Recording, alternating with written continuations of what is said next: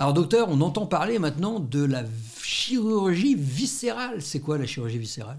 Alors la chirurgie viscérale, c'est la chirurgie de tous les organes de l'abdomen, c'est-à-dire le côlon, l'estomac. Ça touche aussi d'autres domaines comme la thyroïde. Ça peut aussi toucher la chirurgie bariatrique. Ce qu'on appelle la chirurgie bariatrique, c'est la chirurgie qui permet aux obèses de retrouver un poids normal par des méthodes chirurgicales.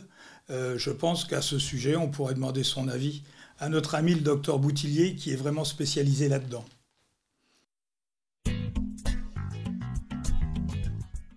Alors c'est une spécialité chirurgicale, c'est-à-dire que je vais opérer les patients qui ont des problèmes digestifs, que ce soit de l'œsophage jusqu'à l'anus, donc tout le tube digestif dans l'abdomen.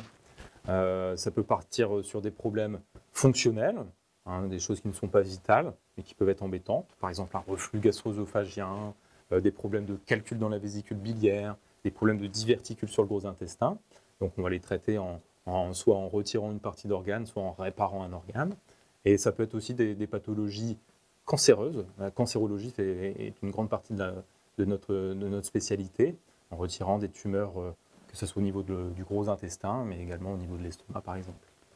Il y a aussi une partie de mon activité importante sur la chirurgie dite de l'obésité, pour traiter les patients en état d'obésité et qui en souffrent par rapport à certaines limites. On va dire qu'il y a des recommandations très spécifiques là-dessus. Je traite aussi tout ce qui est pathologie fonctionnelle de la paroi abdominale, avec les problèmes par exemple de hernie, d'éventration dont peuvent souffrir les patients. Alors ça c'est une très bonne question, c'est une question même essentielle, le poids pour les patients en état d'obésité.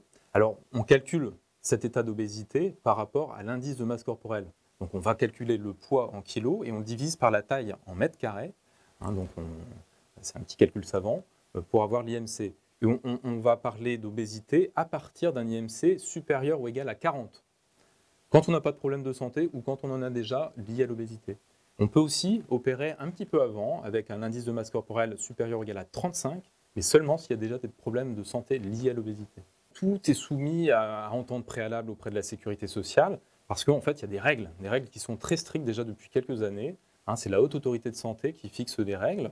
Et donc, on ne peut pas opérer comme ça d'emblée. Il faut être effectivement en échec de traitement alternatif en première intention. C'est une prise en charge avec des régimes, mais accompagné. On ne peut pas faire les régimes tout seul, il faut être aussi accompagné avec une diététicienne, éventuellement un psychologue, etc., un médecin nutritionniste, soit dans des consultations uniques, soit au sein de structures qui proposent justement tout un traitement adapté.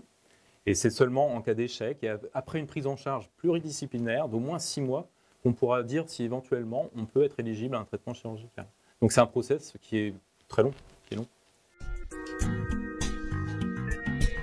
Il y a deux qui sont essentiellement connus et pratiqués à l'heure actuelle, que ce soit en France mais partout dans le monde. C'est la sleeve gastrectomie et le bypass gastrique en Y. Il y a d'autres techniques, alors plus anciennes. Il y a l'anneau gastrique qui reste maintenant assez confidentiel, alors pendant au moins 10 ans, il y a eu beaucoup de procédures. Et il y a d'autres techniques qui sont en voie d'élaboration et d'optimisation, mais qu'on ne peut pas encore pratiquer en routine. On va s'adapter à la personne qu'on a en face de soi et par rapport au bilan individuel qui a été fait pour cette personne. Et donc, globalement, on fait quand même plus de sleeve gastrectomie que de bypass gastrique. La sleeve gastrectomie est une intervention qui est un peu plus simple qu'un bypass gastrique en Y, c'est-à-dire plus simple au niveau technique chirurgical, mais également au niveau suivi. On va dire qu'on sera en situation de réussite quand le patient va perdre 20-30% de son poids global. On peut réussir à perdre beaucoup plus. Après, tout dépend du niveau de base de l'obésité. C'est sûr, si on va traiter quelqu'un qui fait déjà 200 kg, on a moins de chances d'arriver à 60 kg in fine. Malheureusement, oui, et c'est une situation qui est beaucoup plus fréquente qu'on le pense. Et c'est pour cette raison, justement, qu'il ne faut pas s'arrêter à la chirurgie. Ce que je dis aux patients, la chirurgie, c'est une porte.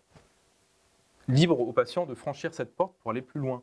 Mais on ne va pas s'arrêter au seuil de la porte, on va le franchir. Donc on ne s'arrête pas à l'opération. Et ce qu'il y a de plus important, c'est derrière, c'est aussi le suivi.